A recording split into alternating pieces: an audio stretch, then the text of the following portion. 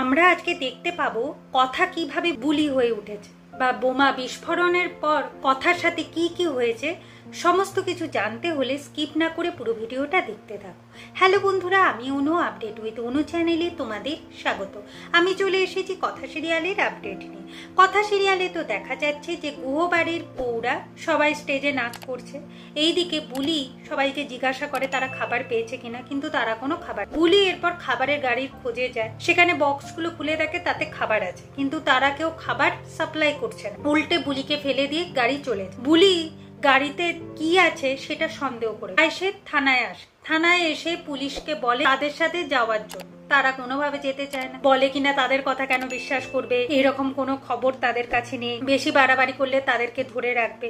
ঠিক সেই সময় পূর্বা ভাবে যে এরপর আমার আসল পরিচয় দিতেই হবে, তাই সে কার্ড বার করে আর বলে আমি ইন্সপেক্টর পূর্বা দত্ত। যা দেখে পুলিশ ভয় পায় আর পূর্বাকে স্যালুট করে। এরপর পূর্বার সাথে সাথে পুলিশ তার ফোর্স নিয়ে বেরিয়ে পড়ে, গাড়িটাকে আটকায়।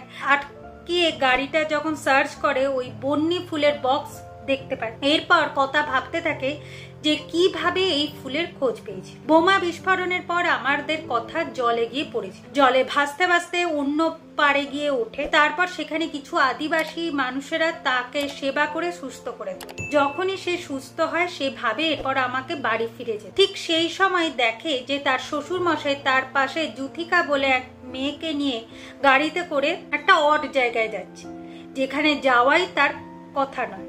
তারপর একটা ভাঙা ঘরে তারা ঢোকে, সেখানে দেখছে যে কিছু জন মিলে একটা প্ল্যান করছে যে এই বন্যি ফুলের বিষ নিয়ে তারা কোনো ব্যবসা করবে, মানে জৈবিক যুদ্ধ হতে চলে, আর তাতে সমীর গুহকে সাহায্য করতে হবে।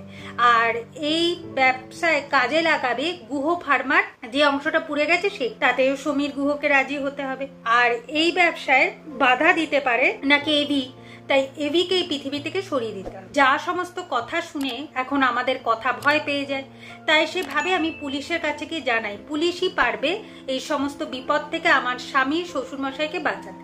পুলিশের কাছে গেলে পুলিশ কোনো কথাই শোনে না, কারণ তার কাছে কোনো প্রুফ নেই। এরপর কথা চায়ের দোকানের সামনে বেঞ্চে বসে বসে ভাবতে থাকে যে কি করলে তার কথা সবাই বিশ্বাস করবে। তখনই ইন্সপেক্টর পূর্বা কথার পাশে এসে বসে আর তার কি হয়েছে জানতে চায়।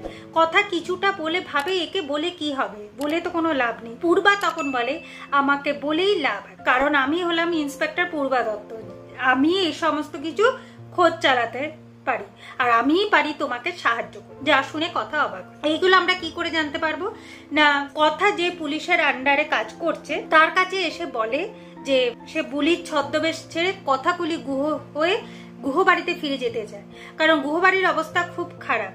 তার স্বামী মদ খেয়েই পড়ে আছে, গুহবাড়ির একদম শ্মশানপুরি হয়ে গেছে, সে না গেলে যে কোনো কিছু ঠিকঠাক হবে না।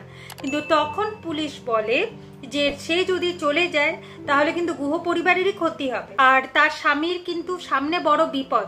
আর এই সমস্ত যদি বাইরে ফাঁস হয়ে যায় তাহলে কিন্তু তার স্বামীর ইমেজ নষ্ট হবে, স্বামী বিপদে পড়বে, কারণ তার স্বামীর ক্যাফেই কাজে লাগানো হচ্ছে। কথা বলে যে তার স্বামী এসবের মধ্যে যুক্ত নয়, কিন্তু আগে যতক্ষণ না প্রমাণ জোগাড় করা যাচ্ছে ততক্ষণ কথাগুলিকে এরকম বুলি সেজেই থাকতে হবে। আগে প্রমাণ জোগাড় করা হবে, তাদেরকে ধরা হবে, তারপর কথা পারবে তার বুলির রূপ ছেড়ে নিজের রূপে ফিরে আসবে।